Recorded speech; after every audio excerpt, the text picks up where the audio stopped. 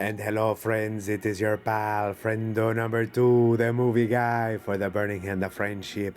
And tonight, we are going to talk about the movies that would be super hot French kiss if Vinegar Syndrome or any of the other boutiques like a Severin or Arrow would restore and upgrade.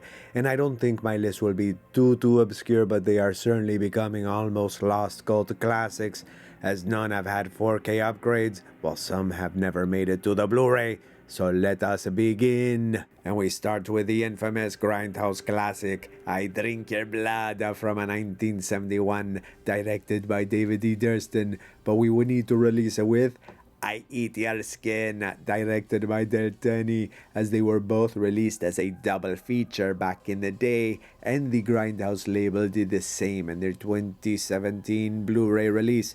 Now, I Eat Your Skin is the weakest one. It's a very schlocky voodoo zombie movie, meaning that no one's eating anyone's skin, but it has many unintentional funny moments, while I Drink Your Blood is one of my favorites, one of the first horror movies to get an X-ray rating, as it is pretty gory for 1971, and yes, it's very schlocky. Basically, you have satanic hippies versus a little boy who ends up contaminating them with rabies, and hilarity and gross out moments ensue. And the next dream release is really a request for a Takeshi Kitano 4K box set, which even Criterion or Arrow could release, because none of these movies are schlocky at all. But I would love to see a fatty box set of B. Takeshi movies, especially with Sonatine from 1993, Fireworks from 1997, which Arrow did put out a Blu-ray of this a few years back. But we also need Boiling Point and Violent Cop, which, funny enough, one of Vinegar's partners just released it as a Blu-ray. But we need the 4K. And yes, the Blind Swordsman Zatoichi from 2003 could also be there, but I would rather if Criterion did a single release, as they did release all the classic Zatoichi films, and it would be nice to have them in the same family. Now, I know a lot of Zatoichi fans do not really like this movie, but I personally loved it. Yes, it has its flaws, but it's so much fun.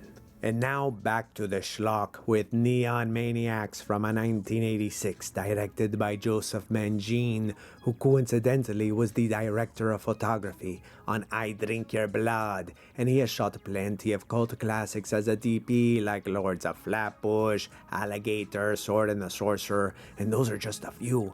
But this is pure VHS era creature chaos, a gang of bizarre themed monsters living under the Golden Gate Bridge, like a samurai, a soldier, whatever costumes they found that day, and they just appear, they kill teenagers, and nobody believes the survivors, and the movie never explains where these monsters come from, probably due to the budget, but honestly, that only makes it more charming.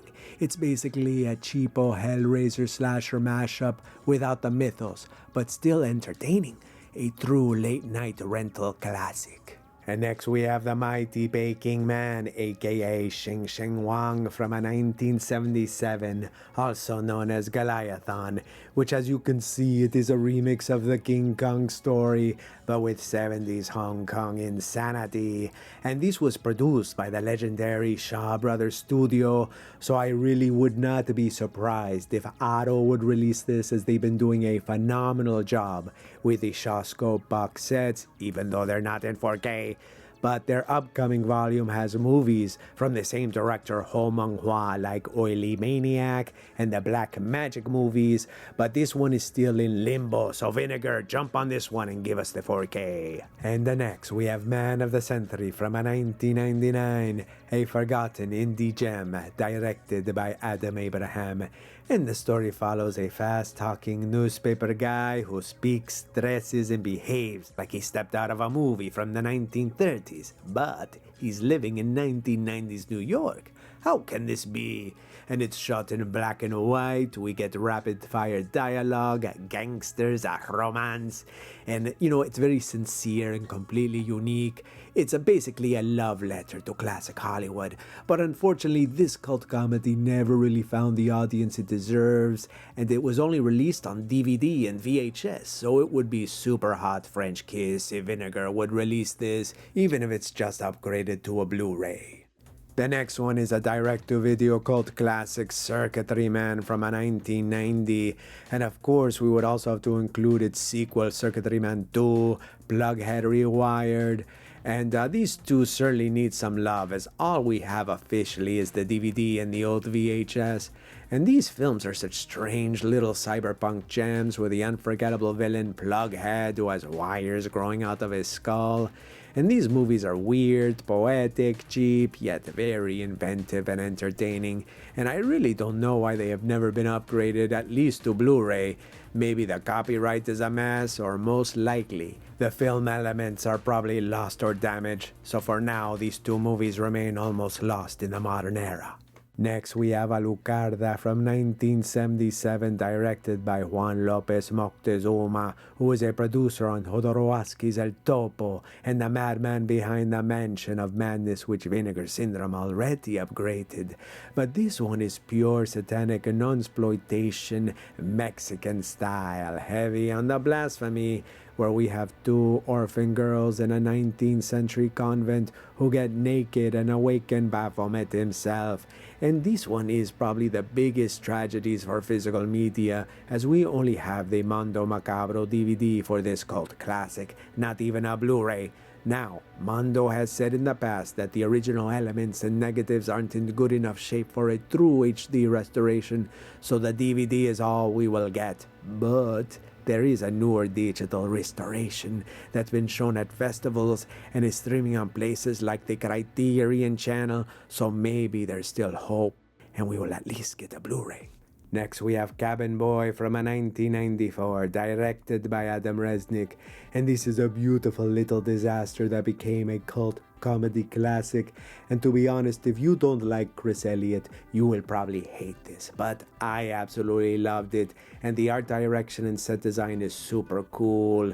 Now, this was a Touchstone movie, so technically a Disney movie, which Kino Classics did give us a special edition Blu-ray back in 2018, licensed from Disney, but it's been out of print for some time, and it was sourced from the old Touchstone master, just like the DVD, which at this point, we certainly deserve an upgrade.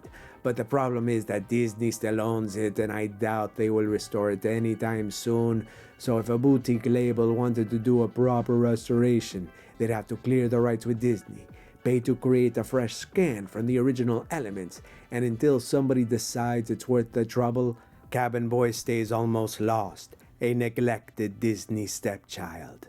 And next is Meet the Feebles from a 1989, directed by a young Peter Jackson, long before The Hobbits. And in my opinion, Meet the Feebles was born to be a Vinegar Syndrome release, a demented, mean-spirited Muppet show that is so over-the-top and gross, it has upset many people. But as a teenage edgelord, I loved it, and I would still love to see this upgraded. Now, back in 2018, Peter Jackson mentioned he was planning to restore all his early films, like Meet the Feebles, using the same restoration techniques he had developed for They Shall Not Grow Old. But since that announcement, there has been nothing. No Blu-ray, no 4K. So I guess we will patiently wait for Peter to finally open the vault and maybe give Vinegar Syndrome a shot at his most audacious release. Next, we have Freddy Got Fingered from a 2001, directed by Tom Green, and honestly, this could also be a Criterion release as it was way ahead of its time. This is pure unfiltered Tom Green, absurd, aggressive, with not a single care to spare, an anti-comedy meltdown that somehow loops back into genius, And the critics hated it, the audiences were confused, but over the years transformed into a cult classic. Because Tom Green was the prototype for the public chaos comedians like Eric Andre, and even the early DNA of Jackass, which unfortunately has now devolved into nuisance streaming. But it was like he was predicting the future of comedy. But love it or hate it, Freddy Got Fingered is one of the strangest studio comedies ever made, and it absolutely deserves a proper boutique upgrade. And this is a personal favorite, The Band of the Hand from a 1986 and directed by Paul Michael Glazer. You know, Starsky from Starsky and Hutch. And it was produced by Michael Mann, which explains why it looks like a music video. But this story follows 5 juvenile delinquents who get reformed in the Everglades by a war vet, where they all get special survival skills, and this enables them to protect a neighborhood in Miami as a street-level vigilante crew, and they go against the biggest kingpin of the city. Now, as someone who grew up in Miami, this one hits, with the vibe, the excess, and enough cocaine that it probably should have gotten a co-star credit. It is very 80s, cheesy, but still a good time, with the exception of that Bob Dylan track. But, the rest of the soundtrack is actually very cool. Now, this one is a real dream release, Gift from a 1993, co-directed by Perry Farrell and Casey Nicolay. And this one never made it to DVD. It's an experimental docudrama that blends a semi-autobiographical story of love and addiction with real Jane's Addiction music and some footage from the Ritual de lo Habitual recordings.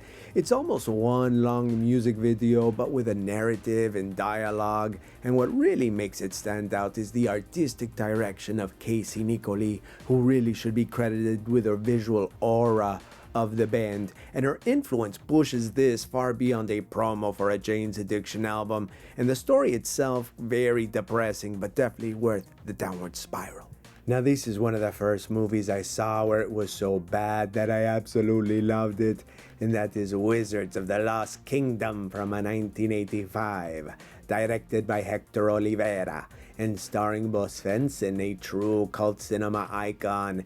And this is part of the Roger Corman wave of sword and sorcery movies shot in Argentina, and yes, it even reuses footage from Sorceress and Deathstalker. And this became an unintentional VHS favorite as a little kid, one of those fantasy movies where the artwork promised you far more than it could actually deliver, but yet you can't believe what you are seeing. Cheap monsters, wild costume choices, strange editing, and an awful over-the-top acting. So if you grew up on VHS fantasy, this one is a beautiful disaster.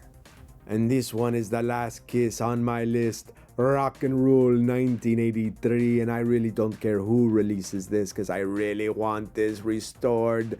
And this was directed by Clive A. Smith, the guy behind Ewoks, Droids, Gargoyles, and a lot of classic animation work. And this was a favorite of mine growing up. A wild adult animated rock and roll fantasy set in a post-apocalyptic world with mutants and animal people, and the soundtrack is absolutely French kiss with music from Debbie Harry, Lou Reed, Iggy Pop, Cheap Trick, and honestly that's probably what's holding this movie hostage. Between the messy rights and expensive music licensing, this one has been stuck in limbo for decades. And there was a Blu-ray released in 2010, long out of print and nearly impossible to find, but it was released along with his DVD. So for now, Rock and Roll remains a lost cult classic. And it is all I have for now. What movies would you like to see restored or released by Vinegar Syndrome or the other boutiques? And remember, if the spirit of Roger Corman moved you, bless that like button and tap subscribe to seal your place among the initiated.